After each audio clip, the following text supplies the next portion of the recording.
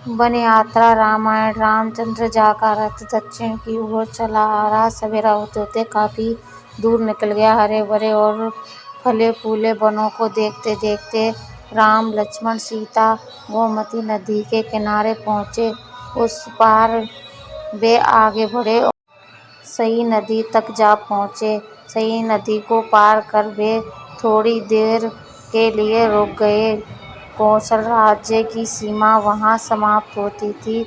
राम ने मुड़कर जन्मभूमि की ओर देखा। आंखों में आंसू भरे वे सुमंत से बोले, तात, ना जाने वह दिन कब आएगा जब मैं अपने माता पिता से फिर मिलूंगा और सरयू के तट पर घूमूंगा। अयोध्या नगरी की ओर मुंह करके राम हाथ जोड़कर खड़े हो गए और कहने लगे, जननी जन्मभूमि, मेरे अपराध क्षमा करना। 14 वर्ष के बाद ही अब मैं तुम्हारे दर्शन कर सकूंगा। तभी सीमा प्रांत के बहुत से नर नारी वहां इकट्ठे हो गए। वे राजा दशरथ को धिक्कारते थे और कहते थे, ऐसे पापी राजा के राज्य में रहना ठीक नहीं। चलो राम के साथ चलें। लोगों की ऐसी प्रीति देखकर राम की आंखें डबडबा आईं। सबको उन्होंने समझाया बुझाया और वे फिर आगे बढ़े। शाम होते होते उनका रथ गंगा के किनारे श्रृंगबेरपुर गांव में जा पहुंचा। इमली वृक्ष के नीचे राम ठहर गए। श्रृंग निषादों का राजा गृह रहता था। राम के आने की खबर पाकर वह स्वागत के लिए आया। उसके साथ अनेक बंधु बांधव और सेवक भी थे। आते देख राम उठे और गले मिले। उन्होंने कहा, मेरा सौभाग्य है कि आप यहाँ आए। श्रृंगबेरपुर को भी अपना ही घर समझें और सुखपूर्वक रहें। श्री राम ने जब अपने वनवास की बात बताई तो उसको बहुत दुख हुआ। उसने अपना राज्य राम के चरणों में अर्पित कर प्रार्थना की कि श्रृंगबेरपुर पर ही राज्य करें। श्री राम ने निषाद राज के प्रति कृतज्ञता प्रकट की। वे अपने व्रत पर दृढ़ रहे। उस दिन भी उन्होंने केवल जल पिया और वे तरह से यहाँ पर ही सोए। लक्ष्मण पहरे पर बैठ गए। गृह और सुमंत भी लक्ष्मण के पास ही बैठ गए। उनमें रात भर अयोध्या और श्री राम के विषय में बातें होती रहीं।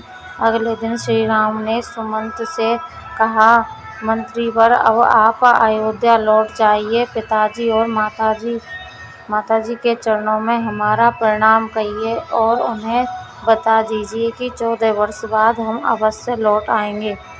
भरत से कह दीजिए कि सब माताओं से एक सा व्यवहार करे और राजा को प्रसन्न रखे। इस प्रकार सुमंत को तब राम ने बरगद का दूध मंगाकर जटाएं बनाई।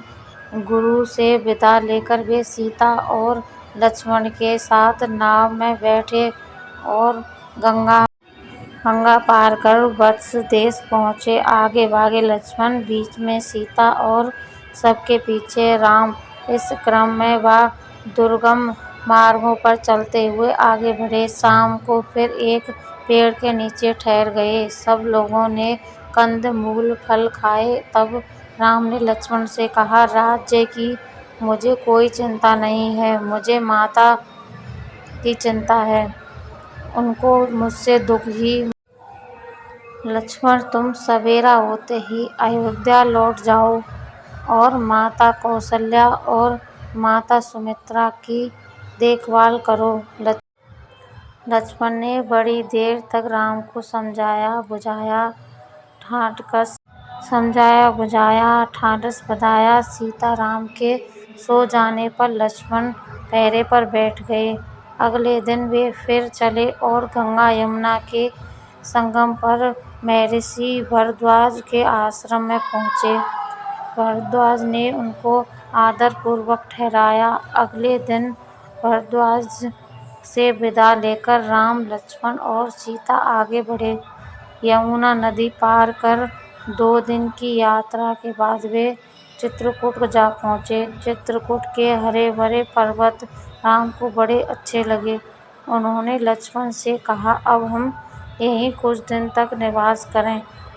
लक्ष्मण ने मंदाकिनी नदी के किनारे एक सुंदर पर्णकुटी बना दी। राम, लक्ष्मण और सीता वहाँ रहने लगे। कहानी अच्छी लगे तो लाइक, कमेंट, शेयर करें। चैनल को सब्सक्राइब नहीं किया है तो चैनल को सब्सक्राइब कर लें। कहानी सुनने के लिए धन्यवाद। राम की कृपा हमेशा आप पर बनी रहे। जय श्री राम।